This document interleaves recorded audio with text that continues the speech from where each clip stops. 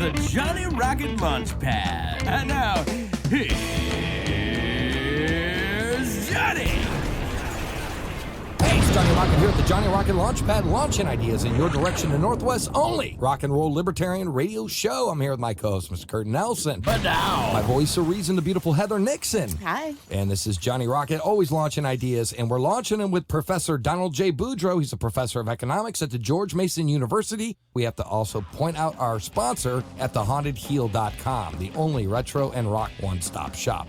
If you type in Johnny Rocket on their coupon code, you get 10% off your rockabilly and vintage gear. So anyway, this is Johnny Rocket. We're talking to Professor Donald J. Boudreaux, and we're going to do Rocket Fire. And Rocket Fire is a segment we do here. We ask you a series of questions numbered 1 through 10, and they're always politically related. So anyways, Professor, are you ready to play Rocket Fire? I'm ready. Right. Rocket Fire! Question 1. Should we fear the trade deficit? No, we should not fear the trade deficit. Trade deficit is just another name, although most people don't know it, another name for foreigners being willing to invest more in America. Until it becomes bad for people to invest in America, there's nothing to fear. Right on. That's the answer. Right on. 2, do you think we have a strong market now? We have a strong market relative to many other countries. We don't have a strong market compared to what it should be. I am optimistic, however, that the market will prevail. Yes, I think so, but it's not a guarantee. I'm guardedly optimistic, but not totally. Question 3, have wages stagnated? No, that is a myth. When you look at purchasing power, what wages buy, even the poorest Americans can buy a lot more. Our purchasing power for each hour of work today is much higher than it was even just 20 years ago, and continues to rise. Question 4. That's one reason why I'm optimistic, by the way. Right on. Question 4, what is public choice? Public choice is the use of economics to better understand political outcomes. And one of the things it reveals is that, or one of the things it warns against, put it this way, is that we should not be deluded about the nature of government. Government is just a bunch of people, ordinary people, just like people in the private sector. And they face incentives, just like people in the private sector. Unfortunately, incentives in the public sector are worse, generally, than are the incentives in the private sector. Right. Yeah, like politicians have political interest getting elected, whereas a private industry would have economic interest, meaning wealth. Yeah. And in the private sector, you affirm profits by pleasing consumers. In politics, a politician gets reelected by pleasing the majority of voters, which means that politician does not have to worry much about the 49% in the minority. Right. And that's a very big difference between the two sectors. Question 5, is voting a right or a privilege? It is a privilege.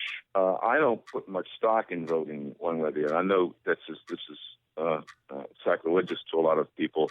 I myself, I don't vote. I will never vote. I dislike the political process so much I refuse to participate in it. I don't mind people who vote. I would just tell them that understand that voting is not equivalent to freedom. You're free if you can if you can spend your money as you choose. You're free if you can work as you choose without having some bureaucrat or politician interfere. The fact that you can go into a voting booth and yank this lever or that lever is not what makes you free. Right on. Question 6, is socialism the enemy of liberty? It is one of the enemies of liberty. It is not the only enemy of liberty, but it is certainly an enemy of liberty. Okay. Liberty has a lot of enemies. Socialism is... Right on. Question 7, is the government responsible for gas prices? Not directly. Okay. The government's policies affect them. Taxes. If you impose a tax, per gallon tax, that will affect gas prices. But the government does not set gasoline prices. The market sets gasoline prices. Right on. Question 8. Do you think the equality mindset is basically envy and extremely dangerous? If we're talking about income or wealth equality, yes. And if we're talking about equality before the law, that's a good thing. I agree. The concern that prevails today about how much money your neighbor has, that to me, I think it's very, very dangerous. It's a social cancer. Exactly. I agree. And it is probably explained by envy as well as it might be explained by anything else. But whatever it's explained by, it's not healthy. Right on. Question 9, is outsourcing labor a good thing? If it's directed by the market, yes. Okay. All that firms do their production in the lowest cost way possible. Right on. The last question. What is your opinion on labor unions? I believe that workers should be free to organize, just like you and I should be free to get together and do whatever we want. I do not believe that labor unions or any other collection of people should get special privileges. The problem with labor unions in the U.S. is they do enjoy a great deal of special privileges. And like any other group that has special privileges, those special privileges will inevitably be abused. Right. That's the problem. Right on. Rocket fire! But now, Bam! Thank you, Professor! My pleasure.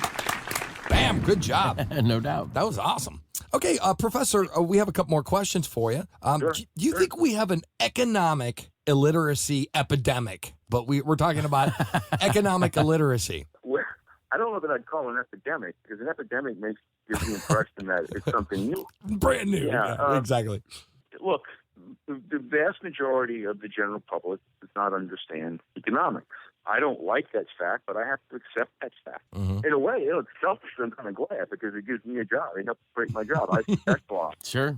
But it's not new. It's been that way from the beginning. It'll almost certainly be that way for the next foreseeable future. Right. And what we must do is to fight against it. And even tiny victories on that front matter a lot. We've seen it matter in the past, and it can matter again. But the idea that we'll ever have a fully economically informed electorate or citizenry, it just won't happen. As great as it would be, it just won't happen. Right. And I think it kind of goes in with the whole minimum wage argument. It's like, absolutely. That's sample, yeah. If people actually understood economics, the minimum wage would make sense to them saying, hey, this is not a good idea. That's right.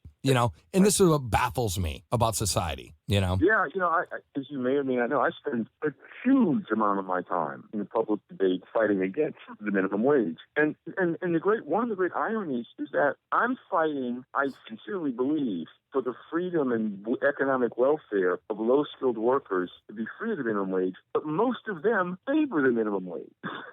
Right. Because they don't understand economics. They don't understand that policy will not yield to them the benefits that they think it will yield. It will almost certainly make them worse off. Yeah, absolutely. It's not going to affect me. I'm way above the minimum wage. My 18-year-old son, it's not going to affect him. Right. It's going to affect low-skilled workers, inner-city kids, immigrants. That's the main group that the minimum wage affects. Well, like Walter E. Williams was saying, he was saying it's racist. Yeah. It's a racist thing. In origin, it is. In origin, it was explicitly racist. Mm-hmm. In South Africa, it was above board. In the United States, the current minimum wage we have dates back to the 1938 Fair Labor Standards Act, and that was explicitly passed for the purpose of handicapping textile mills in the American South in order to help textile mills in Massachusetts. And guess who were the main workers in the textile mills in the American South? They were blacks. They were the grandchildren of ex-slaves. Mm-hmm. And they were poor, but those jobs in those textile mills were better than sharecropping, which was their main alternatives. No, I'm with you. What do you think of private monopolies? Can that be a good thing? I don't think it can be a thing. Okay. I think this is a complicated issue. In my view, and by the way, this is the view of most economists until about 80 years ago, and I think that the older view is a better one.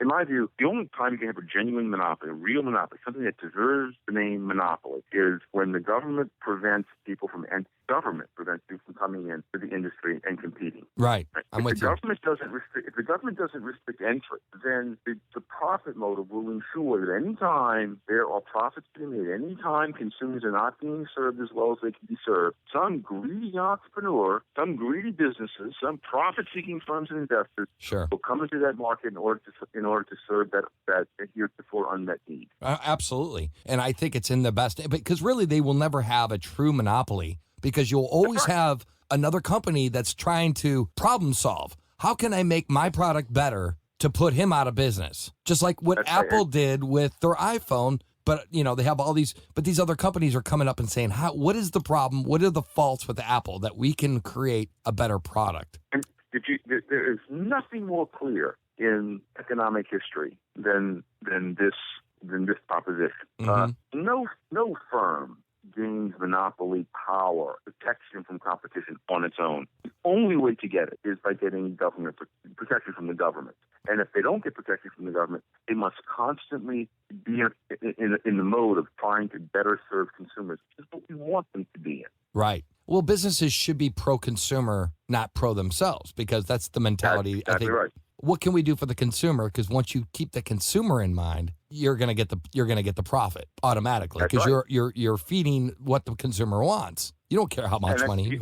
And in a market in which businesses don't have special privileges granted by government, that's the only way companies can make profit over the long run. Is to serve consumers. If they rest on their laurels, or if they just try to serve themselves, they'll go bankrupt. Right. I'm 100% with you, sir.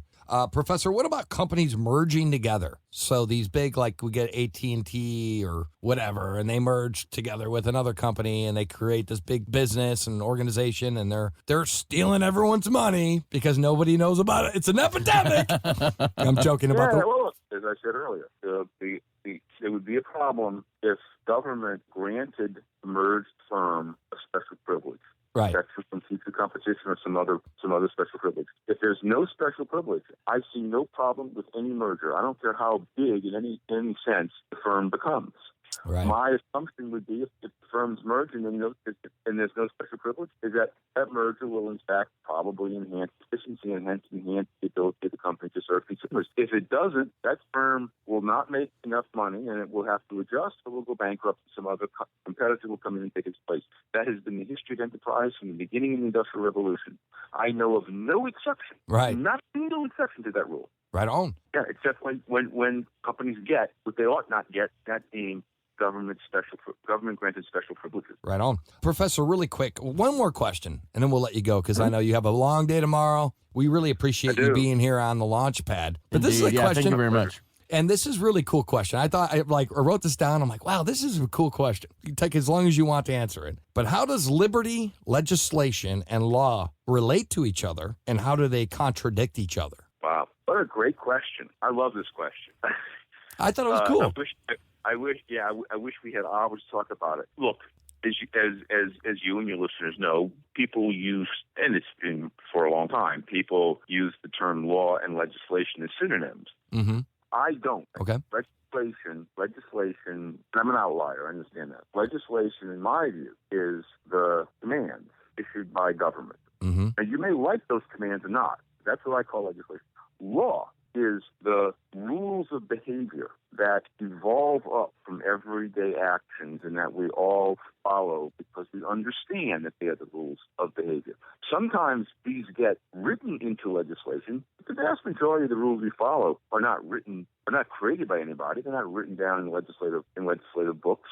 And understanding that, here's the importance of this distinction, that it's that law does not require creation by the government. Law is not the same thing as what government dictates. Right. Government got a great advantage, an unfair advantage, when it convinced people that it is a lawgiver. You know, everyone has pet peeves, things that strike them, like tearing fingernails on a chalkboard. Right. No one knows what chalkboards are. But here's one of my pet peeves. I cannot stand to hear legislators, congressmen, state legislators, what have you, called lawmakers. I hear it every day. They're not lawmakers. They're legislation makers. Right. You and I are lawmakers. When we go out, when we go about our business in the real world, we contribute in our own little ways to creating patterns of behavior and expectations about how other people behave, the way we behave in public, little things. And these little actions that each of us do in our own ways, each of the millions of us do, these create law. Right. And government doesn't create law, it creates legislation. Again, you may think legislation is the greatest thing in the world. Right. That's a different issue. I don't, but you may think that, but it's not law. Law. Look, a really good analogy is language. we all agree that language is vital. We all use language. It's incredibly complex and subtle and useful. No one created language. There's no great languages are out there. Right. And government could not change language by dictating that when we want to describe, let's say, the concept of murder, we call it care. It's just not the way it works. But somehow we think that when it comes to other types of behavior, the government has got this power. It can write down words on paper and cause it to pass a minimum wage statute and suddenly make low-skilled workers more valuable to employers than they were before the statute was written. It's magical thinking, but it's crazy. Magical. Yeah. It's very primitive. Right. It's primitive thinking, yeah. Exactly. Anyways, Professor Boudreaux, thank you very much for coming on the Johnny Rocket Launchpad. Indeed, man. Thank you so much. It's been my pleasure. I hope you guys will have me back at some point in the future. Absolutely, man. And Professor, thank you very much for educating our asses on economics. Again, this is a cool topic, and we want our listeners to kind of maybe get a grasp on how it works. Well, it's been my pleasure. If I was a little bit off my game, it's late in the day for me, but I really enjoyed it. Oh, thank you very much, Professor. And we really appreciate you coming on. You can check out his website. His name is Professor Donald J. Boudreaux. His website is Donald J. Boudreaux, BOUDREAUX.com. And his blog that he has every day, it's CafeHayek.com, CafeHayek.com. So check him out and check him out at learnliberty.org. So, Professor, thank you very much for coming on the Johnny Rocket Launchpad. Thank you. My pleasure. All right, rock and roll, Professor. Thank you. Anyways, this is Johnny Rocket launching ideas in your direction. We're going to listen to A Woman's Place, and we'll be right back.